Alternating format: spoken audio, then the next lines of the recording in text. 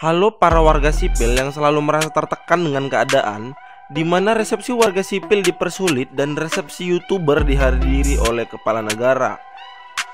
Saya ingin menanyakan bagaimana kabar kalian semua? Everything is good, your titit is okay. Kembali lagi dengan saya Onat yang memandu kalian dalam video ini. Kali ini saya akan merangkum alur cerita film yang berjudul Mission Impossible Fallout. Yang keenam sih kayaknya ya. Maaf kalau langsung yang keenam, soalnya saya mau lihat reaksi kalian gimana. Kalau kalian suka bakal saya rangkum dari yang pertama. Baik, tidak usah berlama-lama karena time is money, money is duit, dan duit buat bayar cicilan. So let's watch this video. Scene diperlihatkan dengan tokoh utama yang bernama Ethan yang diperankan oleh Tom Cruise. Kediamannya didatangi oleh seseorang dan orang tersebut memberikan sesuatu kepada Ethan. Dan ternyata paket tersebut berisi misi yang dimana Ethan harus memburu para pelaku kejahatan yang ingin menghancurkan dunia dengan nuklir. Dan ada beberapa daftar orang yang harus ditemui, yaitu John Lark, dalang dari semua kejadian ini. Setelah itu kita melihat Ethan bersama timnya, yang ini Benji dan yang di dalam mobil mengendalikan sistem bernama Luther. Mereka ingin melakukan pertukaran nuklir dengan uang. Namun satu tragedi yang tak terduga akan terjadi. Ini adalah pemilik nuklir. Dan ketika mereka ingin bertransaksi, Luther yang memegang uang tersebut disekap oleh orang yang tidak dikenal. Dan orang tersebut menembak habis anak buah pemilik nuklir. Ethan sudah memegang nuklirnya, namun Ethan dikasih pilihan. Apabila ia membawa pergi nuklir tersebut, maka rekannya yang menemaninya dari episode 1 akan meninggoy. Ethan menembak babi buta karena Ethan tahu bahwa Luther memakai baju anti peluru. Di saat Ethan menolong Luther, mereka ingat bahwa nuklirnya berada di dekat mobil. Mereka berlari dan melihat ternyata nuklir tersebut sudah tidak ada lagi. Setelah kejadian tersebut, mereka mendatangi seseorang profesor yang merakit nuklir tersebut. Mereka meminta kode yang mampu mengetahui identitas para pelaku dan yang berkaitan dengan nuklir tersebut. Wanita yang ada di foto tersebut bernama White Widow. Dia adalah perantara dari penjual nuklir dan yang ingin membeli nuklir. Sekaligus Pak Sekretaris menyuruh Ethan untuk ke Paris dan membunuh John Lark. Setelah itu menjumpai White Widow dan mengaku sebagai John Lark. Namun ada seseorang gadis bernama Erika dari agen CIA dan anak buahnya datang, di mana Erika menyuruh untuk anak buahnya menyelesaikan tugas ini bersama Ethan. Erika dan anak buahnya memiliki niat buruk. Mereka berencana untuk mendapatkan nuklir tersebut terlebih dahulu daripada Ethan. Anak buah Erika bernama Walker. Tiba mereka loncat dari atas pesawat, Walker terkena serangan petir yang mengakibatkan dia tidak sadarkan diri. Namun Ethan membantunya dan memberikan parasut serta oksigen kepada Walker. Dan pada akhirnya Ethan mendarat tidak mulus dan Walker mendarat dengan sempurna.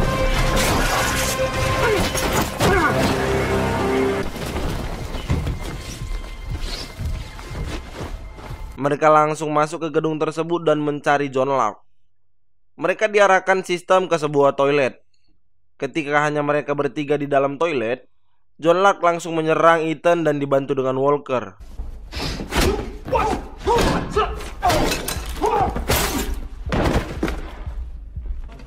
Ketika Lark pingsan, mereka masuk ke sebuah WC. Tiba-tiba John Lark sadar dari pingsannya lalu langsung menghajar mereka berdua.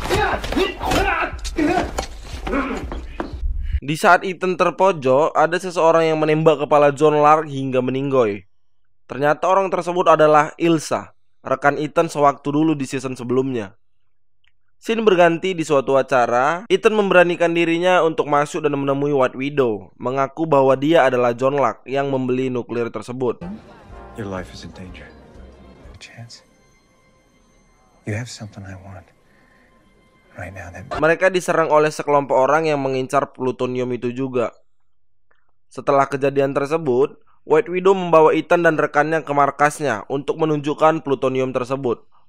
White Widow meminta pertukaran plutonium dengan Len, seseorang mafia yang sedang ditangkap dan ditahan oleh kepolisian karena ulahnya yang sangat brutal. Padahal Len ditangkap oleh Ethan di episode sebelumnya. Terus ini Ethan disuruh menukar Len dengan plutonium. Kan anjir gitu. Terlihat Erika dan Walker sedang berbicara untuk membawa sesuatu yang akan sama-sama kita ketahui nanti. Keesokan harinya, mereka siap-siap dengan segala perlengkapan untuk mengeluarkan Lane dari mobil polisi yang dilapisi dengan baja. Ethan meletakkan CCTV di tembok agar kelihatan apabila gerombolan polisi datang. Ketika mobil baja tersebut hendak lewat, Ethan menabraknya dan mobil tersebut jatuh ke danau. Kemudian Ethan keluar dari belakang dan dikejar oleh beberapa polisi. Sementara Lane dikeluarkan oleh Benji dan Luther.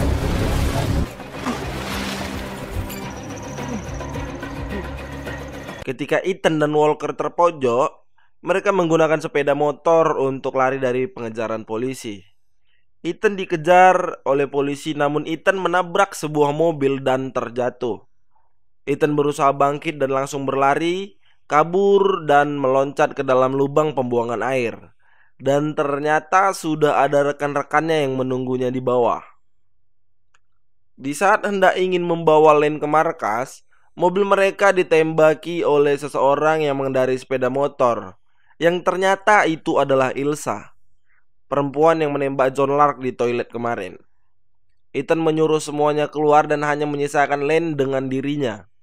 Kejar-kejaran pun berlanjut. Pada suatu persimpangan, Ethan menabrak Ilsa dan kemudian kabur.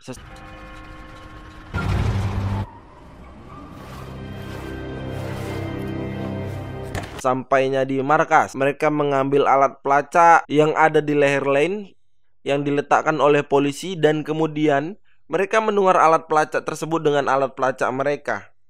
Ngerti nggak? Ngerti kan?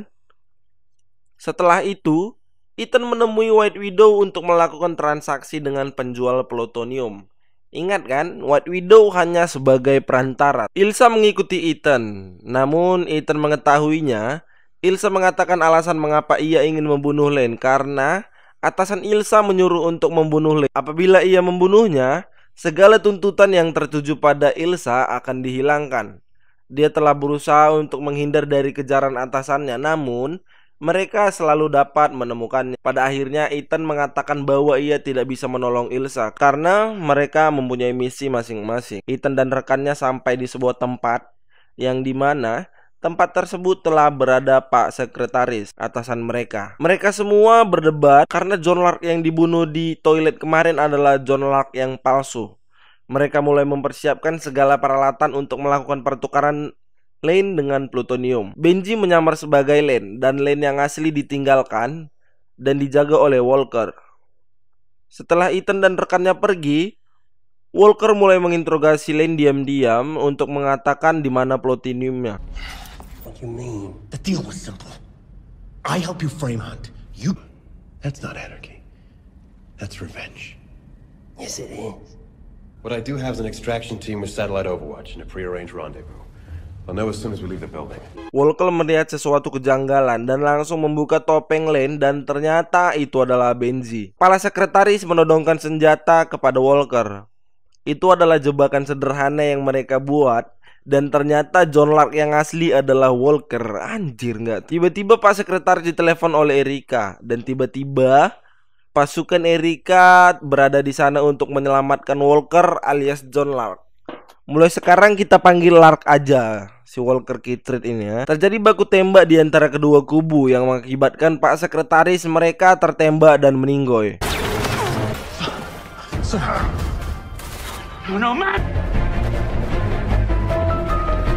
Sementara Lark lari dan Ethan mengejarnya.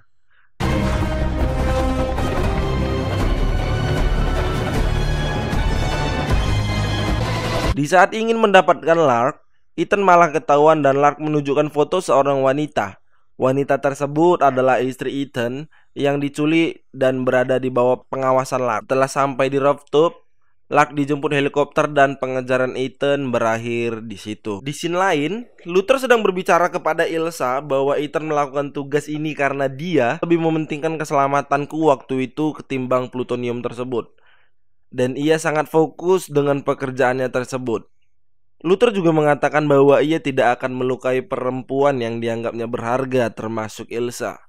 Seketika Ilsa sedih dan ia mau bergabung untuk membantu Ethan menyelesaikan misi ini. Mereka diarahkan ke Kashmir, India bagian utara.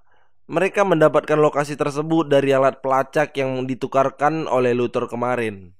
Lane mulai memasang nuklir tersebut atas perintah Lark. Sesampainya di lokasi tersebut, Ethan bertemu dengan Julia, dan ternyata Julia sudah mempunyai keluarga di situ. Ethan mengatakan bahwa ia teman dekat Julia sewaktu dahulu. Mereka mendapatkan tower peledak yang telah diaktifkan dengan plutonium, dan detonator peledak tersebut berada pada Lark, dan Luther ditinggalkan untuk mengatasinya. Sementara mereka bertiga berpencar. Ethan mengejar Lark untuk mengambil detonatornya. Incinerated in 15 minutes. Ilsa dan Benji mencari alat peledak yang kedua. Di saat Ethan berada di bawah helikopter, ia terjatuh, namun ia berusaha memanjat tali tersebut dan naik menuju helikopter. Sampainya di atas, Ethan mengambil kendali helikopter tersebut dan mulai mengejar helikopter yang dinaiki oleh Lark. Kembali kepada Luther, ternyata ia dibantu oleh Julia di sana. Ethan menjatuhkan barang bawaannya yang mengarah kepada helikopter Lark, namun tidak kena, yang membuat Ethan ketahuan dan ditembaki.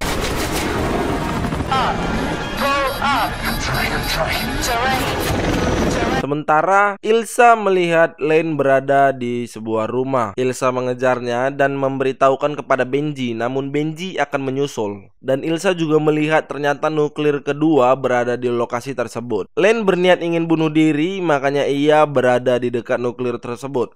Ilsa dilumpuhkan dan diikat di sebuah kursi, dan datanglah Benji ke lokasi tersebut.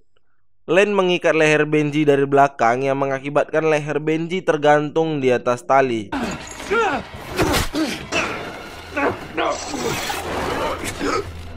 Ilsa berusaha melepaskan diri dan kemudian menghajar Lane hingga bonyok dan kemudian menyelamatkan Benji.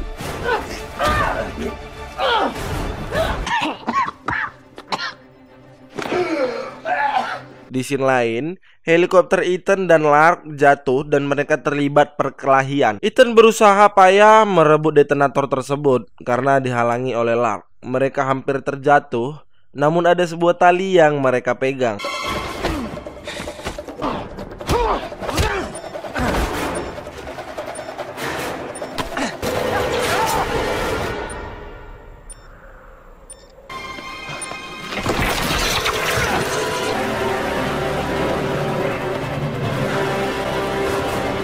Ethan menarik tali tersebut sehingga Lark yang masih memegang tali ikut terjatuh. Ethan berusaha naik untuk mengambil detonator tersebut, dan pada saat detik-detik akhir mau meledak, Ethan berhasil mengambil detonator tersebut.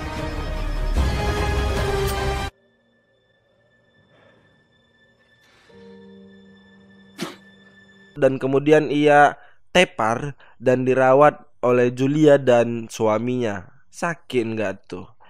Tamat ending yang sangat mendetonatorkan. Bagaimana filmnya? Sudah pasti kalian suka bukan? Nggak usah dikasih penilaian kalau untuk film yang satu ini.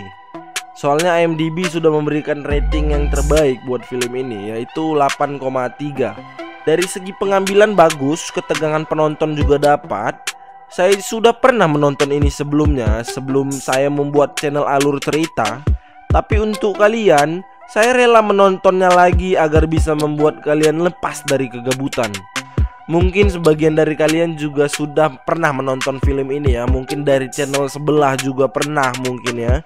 Namun kalian menontonnya lagi di sini, yang berarti film ini tidak membosankan bukan? Saya sekali lagi ingin memberitahukan kepada kalian bahwa saya merangkum film Mission Impossible yang ke-6 ini. Saya ingin melihat bagaimana reaksi kalian. Apakah kalian ingin saya merangkumnya dari Mission Impossible pertama sampai terakhir, atau kalian ingin sampai di sini saja? Jadi kepada kalian saya minta tolong untuk subscribe channel ini, share ke teman-teman kalian semua agar saya bisa membayar uang wifi saya ini ya. Saya sama seperti kalian, saya pengangguran, kalian juga pengangguran kan, yang hobi rebahan gitu. Saya juga hobi rebahan, namun ada tanggung jawab di pundak saya yang harus saya kerjakan gitu. Jadi cukup sekian yang bisa saya sampaikan. Saya selaku stuntman Tom Cruise pamit undur diri dan mengucapkan selamat bermalas-malasan, tapi jangan jadi beban keluarga. And the last, don't forget to subscribe. Peace.